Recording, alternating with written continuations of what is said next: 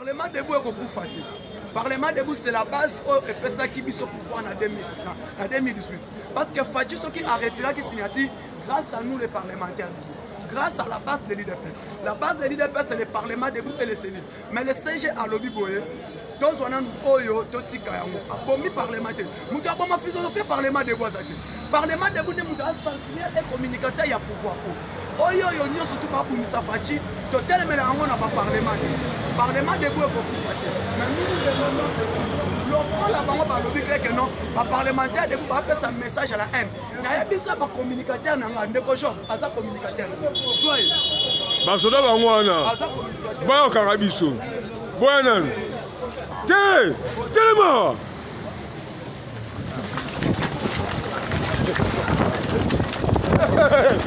Telema woyo. Kabuya mami parlement debout. Botala. Botala. Parlement de Boufi. Tozali kobanga Rwanda te.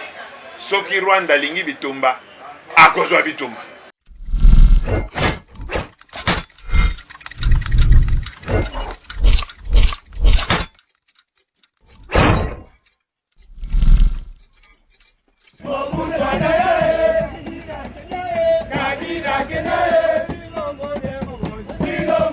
Ekolo Congo sili bongo kokanga bandelo to kokanga ba bikuku na ba pays to na mabele ko kanga mabongo sia kokanga na ekolo Congo po ete bato bakende te bato pe bakuta te ba ya Congo batikala na Congo ba ya Rwanda to Burundi batikala na kati ya Burundi kasi to kosolola na maître Kyunga Nzati Silver nde to kosolola ni masolo boko za moto na mibeko akoluka kopesa biso tina ya mikoloto to kopesa biso penda tina ya kokabwana na ba Rwandais to kabwana ba masolo nyonso to ba suspendre yango kolandela penza eza ba telemisi nanu ba kabolito to kabwani nanu te kasi ba telemisi makambo nyonso wana pe ko sala biso penda mo encore soto likambo nini nzoto ya elombe o akota kitina Rwanda epai wapi to kangamaki pai bokengi ezangisaka to bokengi eutaka kozanga na Rwanda Congolais moko akoti penza abomi 3 soda ye moko ye pe babomi ye nzoto na ye ese yaki na mabele ya Congo to ibite soki bakotambisa ngo awa ya mboka sito banda to pesi matondo mingi na tankolo pe matondo mingi lisusu na FARDC o lelo asali lokumu ya ekolo FARDC apesi asangisi bato nyonso ba Congolais nyonso lelo to koyoka lisusu muluba mungala te kasi to koyoka ba Congolais nde bakosilika pona tina ekolo ya bango moko na maître Silver to kobeta masolo o ezotala ekolo Congo maître Silver mbote peto ya malamu Mbote mama age mbote pe na ba téléspectateurs na biso nyonso à travers le monde. maître Silver oza moto ya mibeko oyebi makambo ya mibeko tina pe ya mikolo to ya bakor o to sa na Rwanda eza kala to eza esiko kasi tina nango eza nini po toyokaki pe ba Air Rwanda mingi Kagame alingi mingi koya penza kokoisa maipa na biso donc kopesa penza maboko mingi kotia ya yeba base na mabele na biso kasi biso pe tozaki na motu ya kuna to ndenge nini pamba te kokata pe bakati wana biso pe kozongisela biso retour te. Bon, merci maman pour la maloba. D'abord bakor oyo touti kolanda au commandement militaire esengi na gouvernement ba suspendre bakor nyonso to signé na Rwanda. Contenu ya bakor wana biso bakongomani toyebi yango te. Parce que gouvernement tango asigné bakor na ye na gouvernement ya Rwanda bayebisa biso te bakor nini ba signé pe litomba nango nini pona mboka na biso. Toyebi yango te. Toyoki kaka boye tango conflit ekomi makasi ba suspendre. Et puis suspension na ko boma contrat yango ezali différent donc ko suspendre na ko résilier eza biloko mibale. Soko suspendre loko c'est ko termisa ngongo muke sima nango bokozongela makambo yango. Mais tango résilier to o rompre contrat o kati libela okozongela sosi yango te. Alors yango ngala zoko mona ke réaction du gouvernement na biso ezali timide basuspendre donc nsima ya ngonga bakozongela. Or Rwanda ezali pays moko ezali ndenge baloba na lopoto récidiviste, c'est-à-dire ayokaka te azongelaka kaka buzoba atako bosali baaccord barelation akozongela kaka. Alors faut qu'on rompre to ko résilier baaccord nyonso wana pays na pays avana na ngambo. Kasi maître lelo oyo tokoti to tomoni liboso na biso na kati ya balobelaka to babatelaka ekolo mingi kosala mibeko ya ekolo mingi na kati wana esika ndako babengaka ndako ya bakeli mibeko. Lelo to se retrouver na baétranger batuti oyo bakoboma biso lelo oyo oyo bakoyiba biso lelo oyo nayebi te mpona yo réaction wana eza nini pamba te bango moko soki badepute bakomi kokanga na kati awa ete tozali na batuti rwande kasi na eleko tokoki kosala boni mpo nano tosimbi arme te tokobunda bitumba kasi oyo bakokamba biso baza barwandais baza baburundais na likolo ya mampinga nayebi te makanisi nini bokoki kosala na ngonga oyo. Bon, tozali na baservice ya renseignement kasi babi na renseignement mpenza na kati kuna ndeko na nga toboyi te. Service ya renseignement nyonso to armée nyonso to police nyonso etondi kaka rwandais te. Bakongole solo bazali na kati kasi bakambi nde bakokamba baza nde baburundais na barwandais. Bongo sikoyo oyo anomaka bango nani sinde bakonzi na biso ya politique. Soki moto azali suspect bakonzi nde batu bakutia pembeni.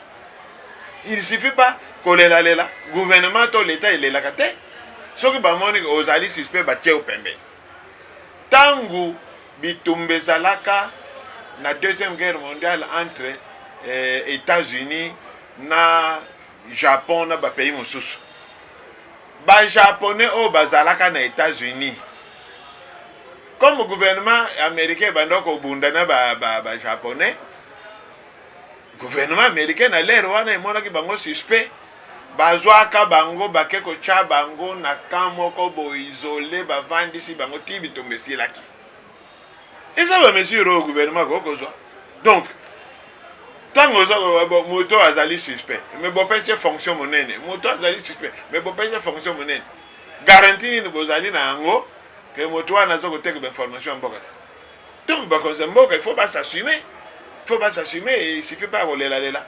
C'est vrai que ndenge kaka tozolo baka wana ke na ba structure na biso nyonso à l'état bato mosusu bazali wana bazali suspect parce que tango mboka ezalaki na position de faiblesse to sali ba imposer biso ba brassage ba mixage bato bakotaki na ba brassage na ba mixage wana ba bisusu toyebi bisika ba utite ba bisusu baza bapaya mais loko tozalaki na position de faiblesse au communauté internationale ba imposer biso masolo na Sun City bon bapaya mingi bakote na kati ya ba institution na biso na ndenge wana mais au jour d'aujourd'hui bakoki kosala contrôle vérification oyo bamoni ke papa yo okota na ndenga mayu ya namboka ozwa nationalité na ndenga mayu ba virer et ça trop tard.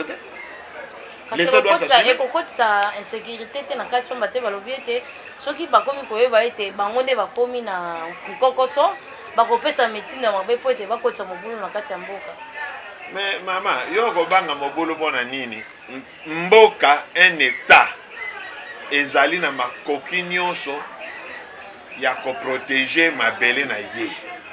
Soki moto atako azali congomani 100%, azali de mèche na ba étranger, bakokanga ye bakosambisa ye.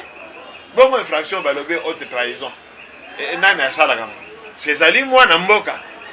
Donc il ne suffit pas de dire que bapaya, même un Congolais 100% ndenge bazolo baka de père et de mère. Aza koteka ba information ya mboka. Na bapaya pona kokwisa mboka mutu wana faut poursuivre kokanga ye. Donc toponete ko aza congolais o aza mopaya bango nyonso panye moko o aza ko sa pona ba intérêt mboka te toche maboko tokobanga te. Kasi lelo oyo tanto kobeta biso nyonso totali mpenza to totali miso na biso na epai wapi este oyo eza esika monene motema ya Kongo efandaka pamba te mokili mobimba nde bakobundisa biso Rwanda leki Congo na makasi te soki communauté internationale ezokoka kotelema likolo ya Rwanda te nayebi te biso baya Congo tokoki koloba nini mpona communauté internationale tokoki kozela mpenza to kolikaka kaka na bango to tokoki kosala nini. Non mama nakasi balobaka ke moto akoki koprotege yo to kodefendre yo koleka yo moko azali te nga nalobaka yango meme ndenge biso bato tozali boye na mokili réussite na vie na yo kobonga na vie na yo 90% ezali na maboko na yo moko apport ya bato libanda ekozala 10%. Donc lelo soki Congo elingi ezala grand soki Congo alingi se faire respecter tokozela américain te tokozela russe te tokozela soki ba européen te biso moko d'abord nous devons nous faire respecter. Nga nazomona banda makambo ebandi population congolaise ezali remonter ezali ko s'assumer ezali déterminer koleka bato politique. Kasi nazomona komona so bambanda politique ba komona na te. C'est-à-dire que population a l'équipe courage, a l'équipe la détermination na gouvernement yemo. Ba réaction à gouvernement ezali timide, ezali à kolemba.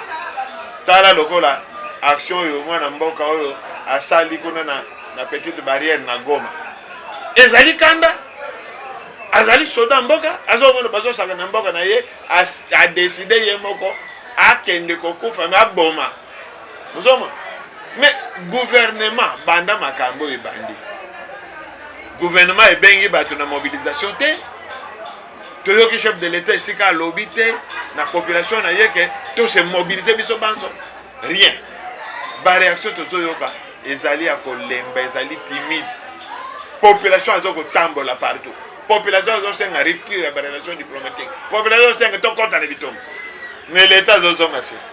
Or l'état de falaise à liboso population landaye mais c'est l'état azokoka te balobi na bato na masanga ya mikili bapekisi penza bapekisi penza kotinda bato na botombo to kotinda bato na bitumba kasi nga nayebi te mosala okosala makasi na basinzili te to bato ya opposition mouvement citoyen nde bakosala mosala makasi te. Mais attendez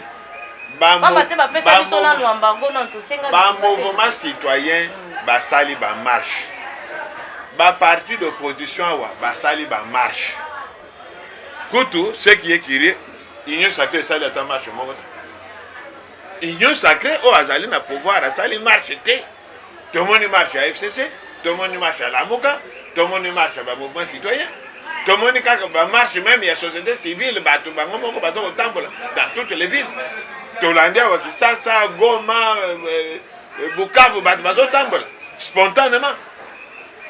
Mais l'État azali wa parce que l'État nde appelle ça comme impulsion gouvernement nde appelle ça comme impulsion tant que gouvernement lobby bof allez batunyo se mobiliser mais bazo mona tête tant bataka biso na 98 tant nze Kabila lobby que mboka ezali attaqué par le Rwanda mutu nyonso sika vandi to défendre mboka atana nzete atana libanga atana nini la population s'est mobilisée tant qu'on a lobby que bazo recruter bateau pour renforcer l'effectif armé mais stade de martyr retourne dans une minute ok c'est-à-dire impulsion et où t'as pas mon konzamboka et où t'as pas gouvernement biso tous ça individu tous ça citoyen to mobiliser mboka mobimba biso mokote c'est l'état qui doit nous donner cette impulsion là opposition à Kalibande ko sala mobilisation ah bon mais opposition lelo batamboli te c'est batamboli kamisa to na batambola ba machette sili bongo machette ba kata ba kulula mais on va kata ba policier na biso mais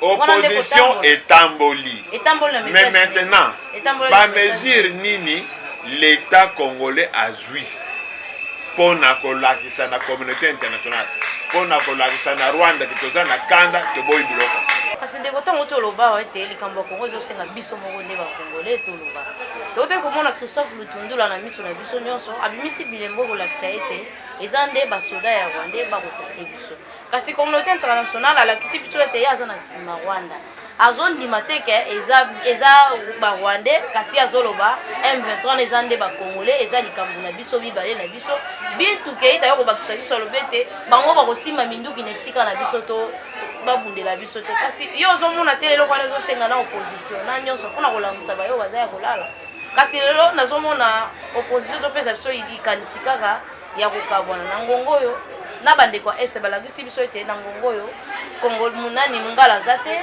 mukongo aza te molubu aza te eza likambo ya mabele ya kongo nde basimba te kasi mpona nini te kosala message kosala marche na message moko boye mpona koyebisa la communauté internationale ete toyebi ke boza nsima wanda boye na boye mais message oyo biso tomoni opposition alakisi biso nde ya bamachete kokata bandeko na biso bapolisier oyo bakoke kobunda na pasi oyo ozokufa kuna aza soda aza mapinga kasi lelo ntango bato bazotambola mpona kokata bapolisier epesa biso imagine to elilingi nini.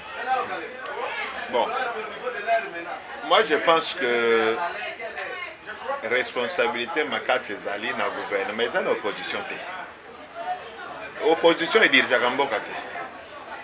Gouvernement na ndenge tozofaire face na makambo eza laisse d'abord gouvernement il faut akolisa cohésion nationale. C'est-à-dire il faut que l'État ya biso a posé ba acte oyo sangisa d'abord ba Congolais. Que tous les Congolais se retrouvent na lutte yango. Mais le gouvernement pour Nangai jusque-là a sali effort mon côté. Pour nani. Omoni na bamboka mususu tozo kotala ya bapaya. Okomona tango bazana bitumba ndenge wana. Gouvernement to président de la République akobengisa na ba opposant oya ye bavandi. Po basolola lisolo wana bayeba ndenge nini ko faire. Tomoni na Ukraine awo ezaki babengisaki te. Tomoni bango moko nde bazoya koya ko visiter moto oyo azaki lokwa mbanda na bango na politique kasi wana ezaki likambo baye communauté internationale à part MONUSCO mutalobi kazana ba preuve te mais ba pays nyonso ba condamné les pays occidentaux ba condamné balobi non Rwanda tika babuso ba wana zo sala kuna les États-Unis balobi ba pays nyonso balobi mais siko bango balobi siko en interne nde photos za liboke. Mais pour nous liboke, il faut d'abord que en interne l'État, le gouvernement puisse garantir que tous allez ensemble, bongo, bobo. Parce que tant que bien nous sommes divisés, il faut s'y mettre. Vous voyez ça? Et je me rappelle dans l'ère à Kabila, quand la guerre M23, Kabila ça comme moi réunion moko et il y a des politiciens, tout. Il a demandé l'apport de tout le monde. Donc, il faut des population à opposer à acte. Mais il faut que le gouvernement s'y colle. Allah qui s'est gérer. Population est en train de gérer. Même mon action soda na sali na Goma. Donc c'est un acte désespéré. Un acte de courage. À mon niveau, l'armée est au vent de mais l'armée pour ça, Moussala. Commandement est au temps. Dans l'école, Sodan a monnaie, on dirait que Bazo soit ordre, à bon, Gamogo na Kei, à traverser Barade, Toba bon, mais les Sassem Ganabo. Mais, Tozaline est l'autre boy. Nous avons suspendu les accords. Est-ce qu'il y a ta suspension, ne fût-ce que suspension par relation diplomatique? Rien. Mais comment voulez-vous un pays où vous allez sûr que Azaï n'a pas trop pris dans le bino? Mais les relations diplomatiques, vous dites parce que les relations diplomatiques, c'est une relation d'amitié.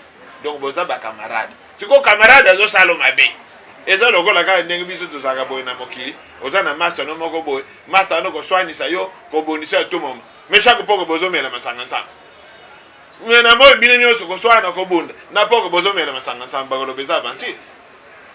Donc la première réaction au gouvernement il fallait la rupture des relations diplomatiques. To bengisi ambassadeur na biso na Rwanda songiawa o ya Rwanda to bengani azonge kuna. Rupture des relations diplomatiques et la kisite que beaucoup négocier beaucoup soldater. Mais au moins ça manifeste que mboka oyo ezana kanda mboka oyo esepelite. To rompre ba accord soki ba accord nini soki pe loba nini to yebite mais ba relation diplomatique ezali ngana omona ngoyo comme de quoi fantaisie. On devait commencer par rompre les relations diplomatiques soki to kozongi saka sima soki to harmoniser ba divergence na biso to kozongi mais pour l'instant on rompt Moi, je ne comprends pas. Timidité à gouvernement. Soko tali tango bana goma ba tamboli na goma wa. Général Ekenge o azali na goma. A solo la kina bana mboka a féliciter bango ndenge ba soutenir ba FARDC. Général alobi boy. Tozali ko banga Rwanda te. Soki Rwanda lingi bitumba akozwa bitumba. Mais extrait wana général ba legisi yango na France 24. Mais na chaîne na biso na RTN se ba legisi yango. Mais Patrick Mouya zo senga. Ba legisi kaka ndenge ba na mboka batambolaki même aloba général ba boy ko legisi yango. E legisi ni. Mais France 24 legisi yango. Likolo nango Patrick Mouya yazo senga bakanga ba chaîne YouTube. Musala oye munga yo sana gouvernement zoko kate mais likolo nango lekuta ko pesa message oyo kuto yoki libanda bapaya ya ko pesa ngote mais azo senga ba coincer ba oba bakanga ba chaîne YouTube pona nini. Tozali dans un pays démocratique. Tozali na liberté ya presse.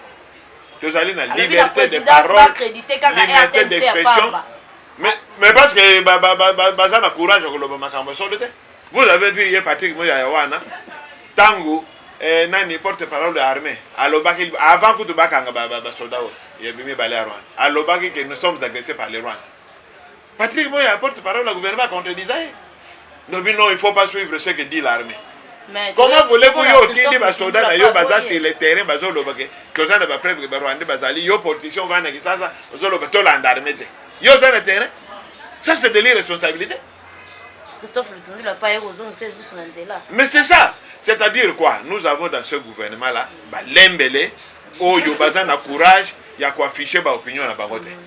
Moi je félicite le Tundula, mais oui, parce que moi il y a quelqu'un qui a une photo de Kagame, tout le monde a une photo sur Internet, il y a une photo de Kagame, il y a l'idole na bango. Un homme d'État n'a pas d'état d'âme. Pour défendre les intérêts du pays, on n'a pas d'état d'âme. Ata Kagame za camarade na yo ata za frère na yo mais tango sali mabe pour l'intérêt du pays il faut réagir. Mais dans une réaction du gouvernement ils ont kolemba baso ko loba dans conditionnel ça Martial là les Rwandais auraient soutenu aurait ni ça là ne pongi ko to bandaka yego to dote kana biso abungi na scène na biso. Donc tous un problème. Tozali na ba vertébrés le ba fait cardinal Monsengo nous avons besoin d'un gouvernement de vertébrés parce que ngala lo ba toujours terme ba lo ba warrior baza ba warrior te un warrior c'est un guerrier c'est pas n'importe qui pourquoi ba lutundu la kitu na ibungi na oui mais un guerrier c'est n'importe qui quel banda zo telemela parce que ngala lo ba kayango tangu bozana guerrier na mboka ndenge ba mboka ezalaki guerrier akebokele na mboka. Toyebi ke soka azongi akoyela biso awa ata njoko ata pakasa ata sunkoi to mona guerrier aye na puku mibale abomi toko benge guerrier asa guerrier te guerrier aye na puku te mais nos warriors ici en quoi ils sont warriors qui warrior na bango nani qui guerrier na bango nani na Rwanda ne fût-ce que sur le plan ya Maloba il faut base la capable ya koyoka ne fiske diloba ya gouvernement ne fiske na maloba mais même maloba tozoko bang asitozo mona libanda RFI lokola azala accompagner ka Rwanda ne bandela bitumba oyo to mona ne banda osala ba commentaire bien biso toza mabe Rwanda za mabe mais zaki kaka ba réseaux sociaux au Patrick Mouya lelo atelemi po akanga nde banda ko attaquer Rwanda ka ndeko sala rabu asi lelo yozo pesa biso Patrick Mouya yozo pesa biso likanisini kai pas za tout tu toza Rwanda to yebite. Parce que la chaîne nationale est en difficulté d'accès à tout le monde. Au moins dans les chaînes Oyo et Zali, la chaîne privée, la chaîne YouTube, nous avons facilité à accéder. Donc on ne doit pas nous priver la parole. Pour les leçons qu'on a RTN, comme ma condition est belle. Or, Moutou a besoin d'exprimer. A besoin ba pesa ye malobo ya kolobate mutfa loba ma kancho zo tana kote mana. Donc moi j'appelle le gouvernement bazala na plus de courage toujours ka ba maloba mabe des généraux rwandais bazoloba non biso to ko kendo ko sala guerre kuna to ko sala guerre awate parce que awa mabele zate so to sali guerre awa biso to amboka moke eza lokolo zo sala guerre na salon na yo ba TV ko panza na ba radio ko pa photo que no bondo hakuna na kati ya Congo. Je n'ai jamais entendu un homme politique congolais à répliquer na bango. Koto nde banyama bazala. Tala vice-président ya nani ya Kenya wa asakane na biso awa. Le gouvernement n'a pas réagi. Réagi ni malongo basala. C'est plutôt nani sénatrice oyo nani Muyumba. Nous a répondu na vice-président rwandais. Nani Kenya wa.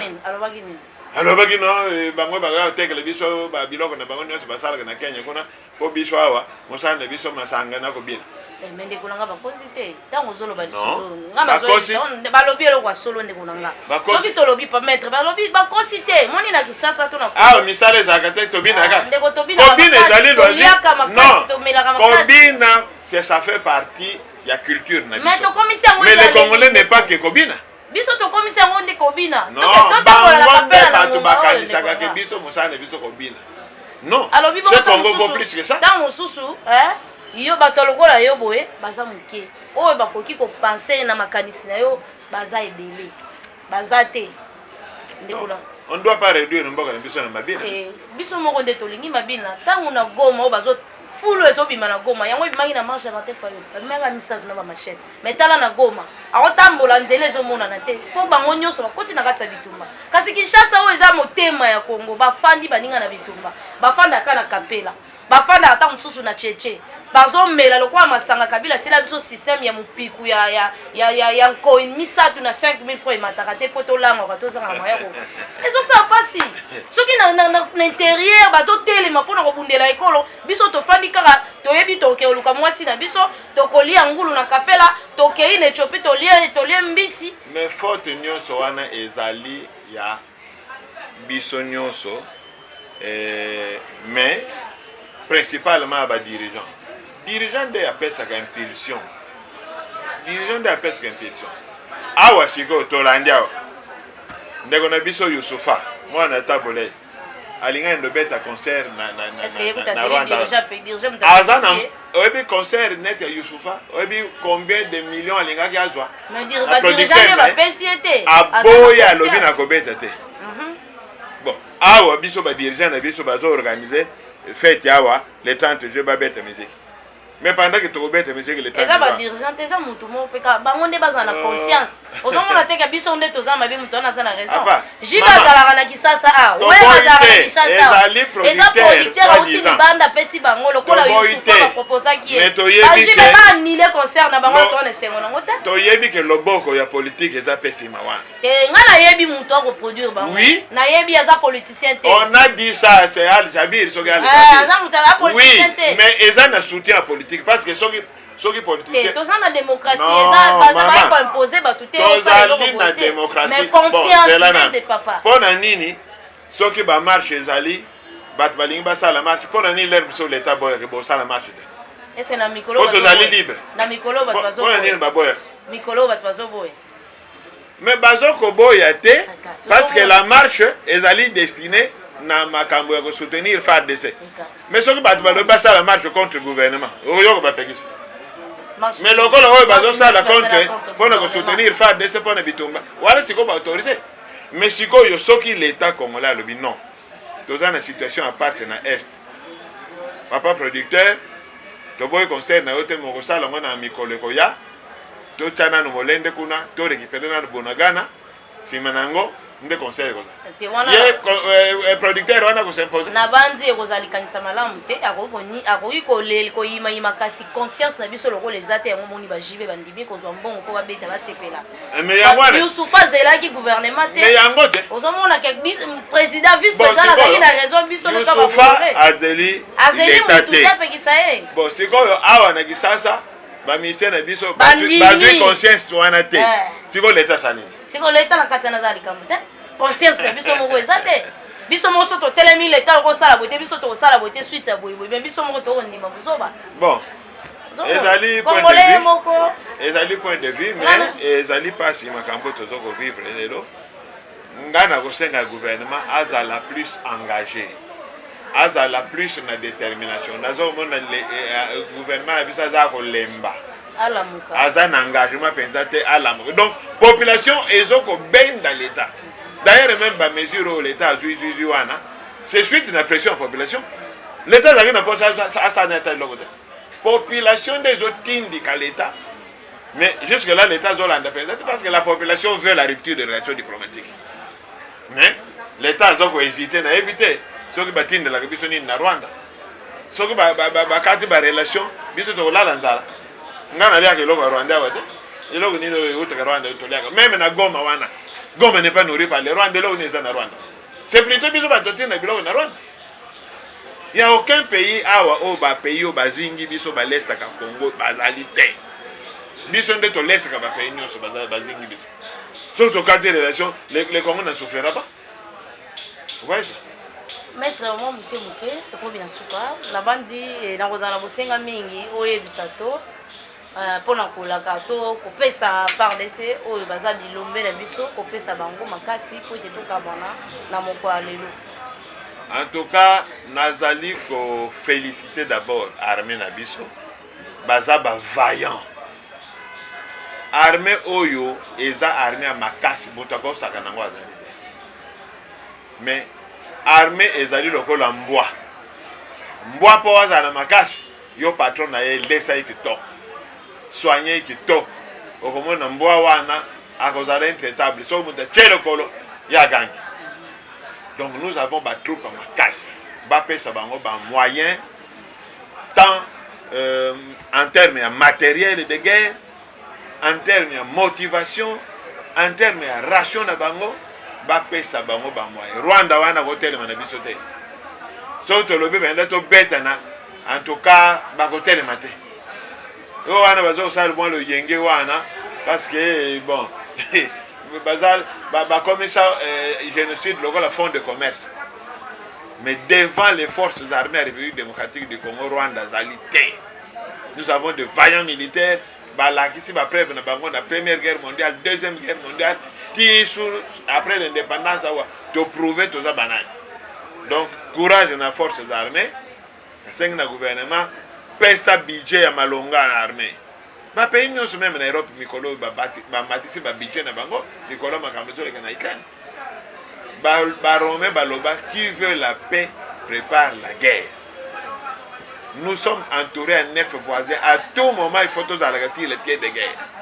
Pour ce pays na biso ezali riche na makambo nyonso tous na 9 voisins bazana makokyo tous na ngote. À tout moment to kozala ka attaquer. Alors ba konzifo ba chana no mayele na armée. Tous en armée, ma casse pour se faire respecter. Voilà. Totondi obotoni maître et totondi pe na bandeko ba Rolanda biso bazuli ba kuma lamu ya Rolanda biso ba ibazu penda Rolanda biso na nzela singa mondele natondi bino matondo mingi biu mbuya za kibongo sima caméra tindika bosolo na rifan kitsobe papi kele o bazabongo bazali sur chaîne télévision tindika télévision natondi bino botondi po ete tokutana vraiment balasima.